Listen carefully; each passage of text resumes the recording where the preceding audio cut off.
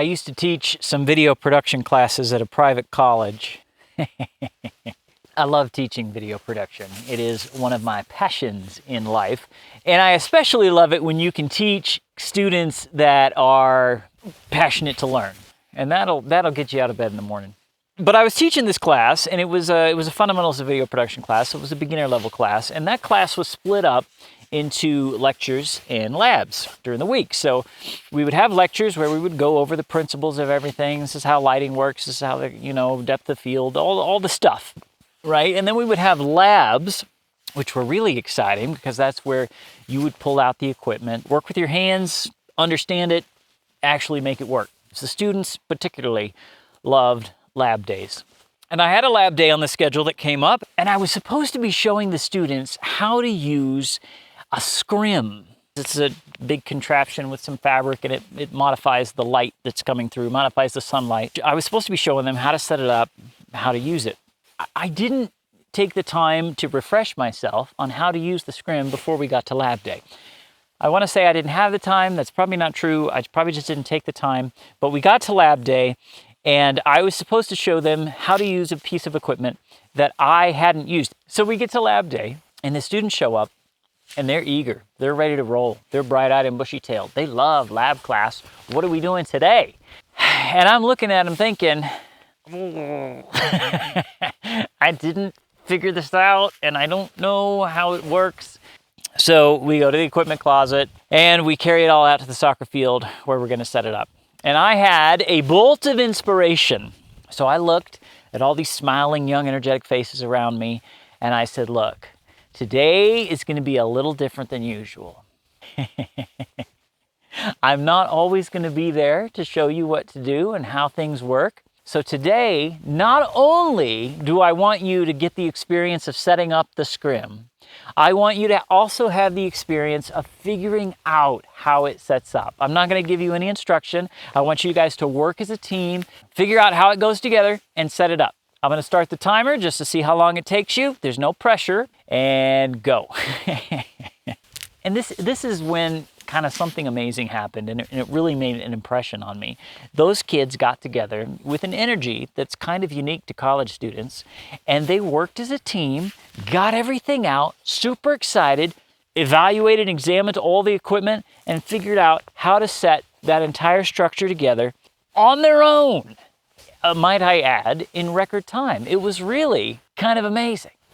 And I walked around and I looked at their work and, okay, yeah, very good, very good. Oh my goodness.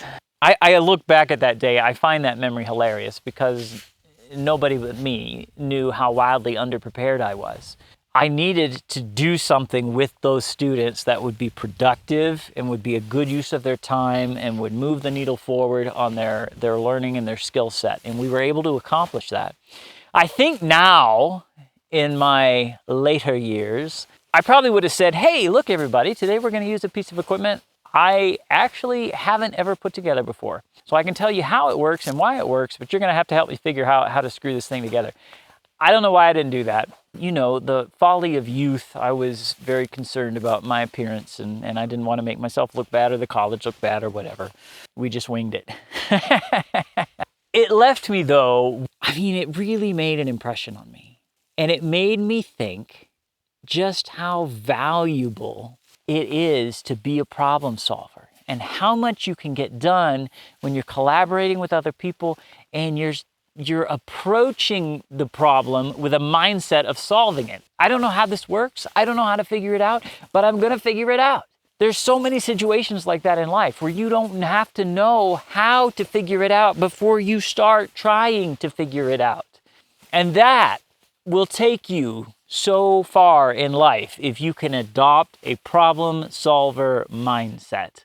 Problem solver is a little bit of a catchphrase in our household because the kids will say, I don't know how this works. I don't know how to do something. And my wife and I will say, be a problem solver. In other words, we're here for you. We're here to help you figure it out, but I'm not going to do it for you first. You engage your brain. And then when you can't figure it out, come to me. And I'm likely not just going to say, do this. I'm likely going to say, well, what do you think? Okay, what did you try? Okay, that didn't work. And I can see why. You see why? Because it didn't this why? Okay.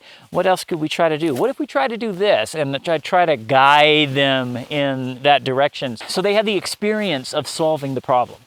Solve some problems and you'll gain confidence. It's good for your character. It's good for who you are as a person. It's just good for your ability in life. Be a problem solver. And those kids that day were problem solvers. I would argue that I also was a problem solver, but I'm not quite as proud of my approach as theirs.